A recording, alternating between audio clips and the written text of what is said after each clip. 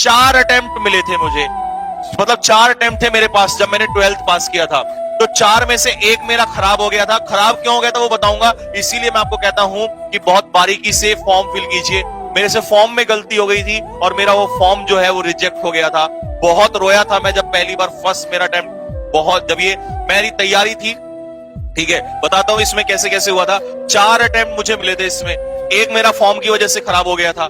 फिर मुझे 3 मिले, मेरे अंदर इतना पागलपन आ चुका था, इतना गुस्सा आ चुका था कि मैंने ये सोच लिया था जो भी होगा आर पार की लड़ाई कर देंगे। तो जब ये परेशान, क्योंकि मैं पेपर देने जाना था मुझे, और मुझे पता चला एडमिट कार्ड जब आए तो मेरा एडमिट कार्ड नहीं आया। फिर मैं यूपीएससी पहुंचा दिल्ली, यूपीएससी दिल्ली में है इसका जो वो है हेडक्वार्टर, वहां पहुंचा तो उन्होंने कहा कि बच्चों आपने कुछ ना कुछ गलती की होगी।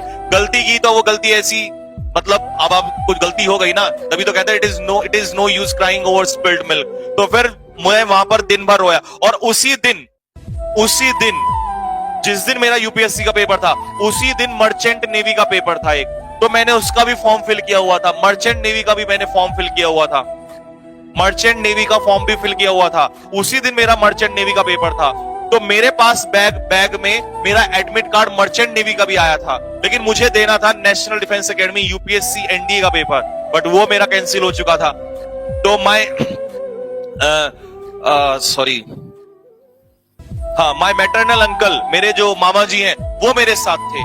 तो आई स्टार्टेड क्राइंग, रोने लग गया। फिर मैं ऐसे ही वहां पे बैठा रहा, परेशान हो गया, क्योंकि जब आप किसी चीज को दिल से चाहते हो और वो चीज वहां पर खराब हो जाए तो फिर आप टूट जाते हो।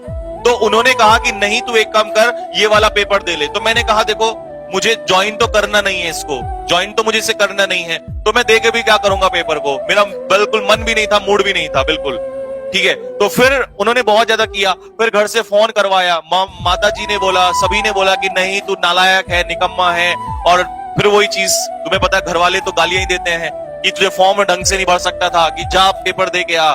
तो बस फिर मैंने सोचा कि यार चल दे देते हैं, जब इतना ज्यादा हो गया। तो मैं वहीं पर उसी समय फिर मैं वहां पे गया भागते दौड़ते। तो मुझे दिल्ली में मेरा सेंटर, दिल्ली से बात ये थी कि सेंटर उसका भी दिल्ली में पड़ा था, मर्चेंट नेवी का भी। तो फिर मैं वहां पर चला गया, और जैसे ही मैं वहां पर पहुंचा मैंने पेपर देना स्टार्ट किया, और वो मर्चेंट नेवी का पेपर था। लोग मर्चेंट नेवी को हवा बना के रखते हैं, ये वो। मैंने कोई मर्चेंट नेवी के लिए कुछ नहीं किया हुआ था, मेरी खुद की तैयारी थी, जो एनडीए के लिए मेरा प्रिपरेशन था। मैं वहां पे गया और मुश्किल से मुझे वहां पर 20-25 मिनट में मैंने पूरा पेपर खत्म कर दिया था। मुश्किल से 20-25 मिनट। मैं तो क्वेश्चन देख रहा था और टिक फटाफट आंसर टिक ऐसे लग रहे थे, क्योंकि ऑफलाइन पेपर होता था।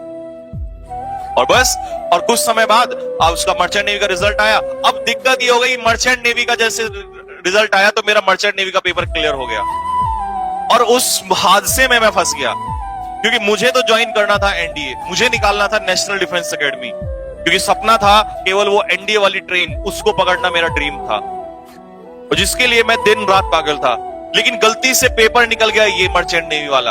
अब घर में आपको पता है एडमिट कार्ड पहुंचा, तो जैसे ही घर पे एडमिट कार्ड पहुंचा तो अब ये जंग छिड़ चुकी थी। अब जंग किस चीज की, कि घर वाले तो चाहते थे कि नहीं इसमें ज्वाइन करे, और मेरी जंग क्या थी कि नहीं मुझे तो एनडीए ही जाना है। तो ये जंग आपस में हो चुकी थी हमारी। अब बड़ा परेशान था मैं अकेले इधर और वो उधर से। तो फिर उस समय पर मेरे सपोर्ट में कौन उतरा, पूरी फैमिली में से मेरे सपोर्ट में उतरी मेरी माता जी, और माता जी ने एक बहाना बनाया कुछ, तो फिर मैं वहां पे नहीं गया, मैंने छोड़ दिया। माता जी ने कुछ बहाना बनाया और सारा ब्लेम जो है वो अपने ऊपर ले गई वो, और मुझे उस जगह से निकाल लिया, क्योंकि मेरा ड्रीम था कि मुझे वहीं पर पहुंचना है। तो फिर माता जी ने घर में सब कुछ जो भी था वो सारा झगड़ा वो सब अपने ऊपर ले लिया। तो माता जी को भी बोले गए उल्टे सीधे शब्द बोले गए, मतलब ये बोला गया कि तुमने बिगाड़ा है, चाहे वो चाचा जी हो, चाहे वो कोई भी हो, फादर हो, सब दादा दादी सब यही बोलते थे कि नहीं तुमने बिगाड़ रखा है, ये कर रखा है, वो कर रखा है, और तुम इसे नहीं कुछ करने दोगे, जिंदगी में आगे बर्बाद हो जाएगा, ये हो जाएगा, वो हो जाएगा। I was very disappointed. लेकिन मुझे ये बात पता थी कि अगर मैं आज झुक गया इस चीज के ऊपर तो मैं जिंदगी में आगे कुछ नहीं कर पाऊंगा। भले ही मर्चेंट नेवी गलत चीज नहीं है, लेकिन मेरा मानना यह है कि जिंदगी में अगर कुछ बड़ा कर पाओ तो यहां क्यों रुकना, क्यों रुकूं मैं यहां पर। मुझे पता है कि अगर मान लो मुझे सोल्जर के रूप में भी जाना है और मुझे लेफ्टिनेंट के रूप में भी जाना है, तो सोल्जर के रूप में भी जाना है, देश सेवा करनी है, तो वो भी अच्छी चीज है। लेकिन जब मेरे अंदर पोटेंशियल है तो मैं तो यहां सर मारूंगा ना। तो मेरा कहने का मतलब यह है कि काम कोई बुरा नहीं है, लेकिन जब पोटेंशियल है तो यहां टक्कर मारो ना इस चीज में। तो बस वही चीज जो थी मेरे वहां पर, मेरे अंदर जुनून भरा हुआ था, पागलपन था। मुझे एक्चुअली ऐसा लगता था कि अगर मैं इस एनडीए ट्रेन में, वही सपने होते हैं, देखो अपने अपने सपने होते हैं, पागलपन होता है किस चीज के लिए, मोहब्बत होती है, प्यार होता है किस चीज से, वो मेरा था उस चीज में।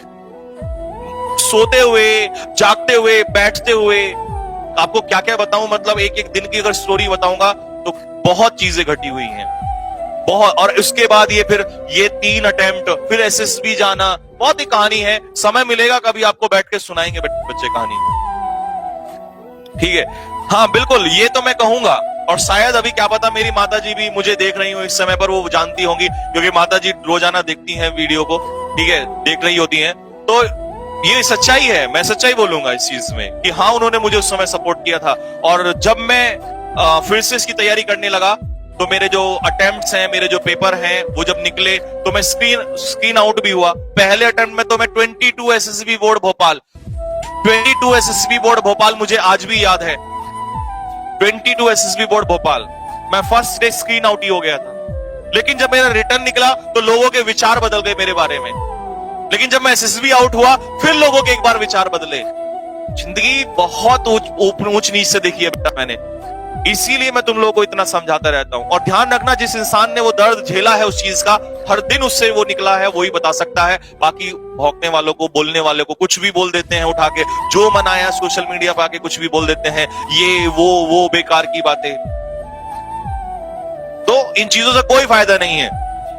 जो उस दर्द से, उस तह से निकला हो, जैसे गन्ने में से रस निकलता है ना, ऐसे ऐसे ऐसे निकला हुआ है। एक एक चीज कहां से कैसे होती है वो हर चीज का पता है। इसीलिए मैं ज्यादा नहीं बोलता, क्योंकि मुझे पता है जो बोल रहे हैं, जिन्हें कोई पता नहीं है, मतलब नहीं है, तो उनके ऊपर हंसी आती है। क्या करूं इन लोगों का ऐसा, तो बच्चों का सिर्फ टाइम वेस्ट करने वाली बात होती है वो। तो मेरा सिर्फ कहना यही है कि मेरा मोटिव ये नहीं है कि मैं आपको स्टोरी सुना के बताऊं कि मैं कोई महान हूं या कुछ ऐसा हूं, नहीं। ये हर एक स्ट्रगल करने वाला, हर एक जुनून वाला ऐसा काम करता है बेटा। लेकिन मैं ये बताना चाह रहा हूं कि अपने सपनों के लिए झुकना मत। ऐसे मेरे पास बहुत मौके ऐसे आए कि जहां मुझे झुकने की, यानी कि मुझे गिव अप करने का टाइम था, मैं गिव अप कर सकता था, लेकिन नहीं किया। क्यों करना यार गिव अप, जिंदगी एक बार ही तो मिली है, कुछ ऐसा करके जाओ। मैंने क्या कहा था, तुम्हारी हार भी हो तो हार के चर्चे जीतने वाले से ज्यादा होने चाहिए, तो कुछ ऐसा करके जाओ ना फिर। तो बहुत ऐसी चीज है। 2016 जो मैंने सब इंस्पेक्टर की जॉब छोड़ी थी, उस समय भी बहुत झगड़े हुए मेरे साथ, लेकिन ड्रीम फिर कुछ और ही थे चीजें। तो ऐसा नहीं है, और भी बहुत सारी गैज, जब भी मैंने नौकरी छोड़ी है तभी मेरे साथ कुछ ना कुछ हुआ है। लेकिन जो सपना था, जो ड्रीम था, भाई देखो ड्रीम तो एक ही था, कहते ना, this was my love, that was my love. तो बस ये मोहब्बत थी भाई।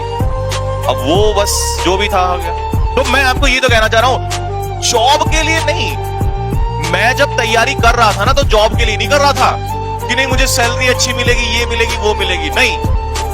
वो पैशन था, वो जुनून था, वो अपने आप से एक लड़ाई थी कि नहीं, जिद है तो नेशनल डिफेंस एकेडमी पुणे पहुंचना है, खड़गवासला जाना है, एनडीए स्पेशल ट्रेन में बैठना है, जुनून है, जिद है, पागलपन है। खाना नहीं खाऊंगा, ये नहीं करूंगा, वो नहीं करूंगा, बस दिन रात एक ही बात आती थी। सोना जो तुम कहते हो ना, नींद आती है, मुझे रात भर नींद नहीं आती थी। क्यों? एक और चीज जुड़ चुकी थी, क्योंकि मैं अकेला नहीं दोषी था, अब मेरे साथ मेरी माताजी भी जुड़ चुकी थी उस चीज में, और मुझे उन्हें झूठा साबित नहीं करने देना था। उन्होंने मेरी वजह से सबसे लड़ाई की, घर पड़ोसी, अब सभी से, आपको पता है सब खिलाफ हो जाते हैं। तो वो भी रोती थी और मैं भी रोता था। रिटर्न निकलते जा रहे हैं, मैं एसएसबी आउट होता जा रहा हूं, कभी स्क्रीन आउट, कभी कॉन्फ्रेंस आउट। तो ये जो पेन था ना, ये पेन बहुत बुरा चल रहा था, ये दौर ऐसा चल रहा था, समझ नहीं आ रहा था। और मैं बार बार भगवान से यही चीज पूछता था कि मेरे साथ ऐसा क्यों, क्या गलती चल रही है। लेकिन मुझे क्या पता था कि वो मुझे कुछ और ही चीज कराना चाह रहा था। लेकिन मैं आज अफसोस नहीं करता। अगर मेरा सिलेक्शन नहीं हुआ, मुझे अफसोस नहीं है। क्यों नहीं है?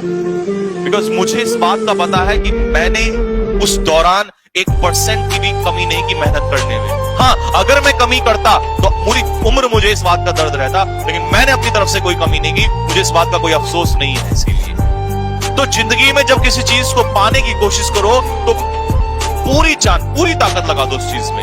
क्योंकि अफसोस नहीं रहेगा, और अगर अफसोस रहा तो जिंदगी नर्क हो जाएगी, पूरी लाइफ जी नहीं पाओगे आप लोग। तो पूरी ताकत के साथ मेहनत करो उस चीज के साथ, पूरी जान लगा दो उस चीज में, एक भी मौका मत छोड़ देना। तो ये तो जर्नी अभी और खतरनाक है, कब कैसे आउट हुआ, जब मैं वापस आता था आउट होके तो कैसे जा रहे होते तो तब क्या होता था, जब लेकिन आउट होके आ रहे होते थे तो क्या। बहुत बुरा है, मेरे को बहुत कुछ याद आ जाएगा, मैं पढ़ा नहीं पाऊंगा इस चीज को, तुम छोड़ दो बस, बाद में बताऊंगा कभी मिल के ना। जब पेपर हो जाएगा एनडीए का तो शाम को बैठेंगे आराम से 2-2.5 घंटे की क्लास में, और उस दिन यही बताऊंगा आप लोगों को कैसे कैसे क्या क्या करना होता है।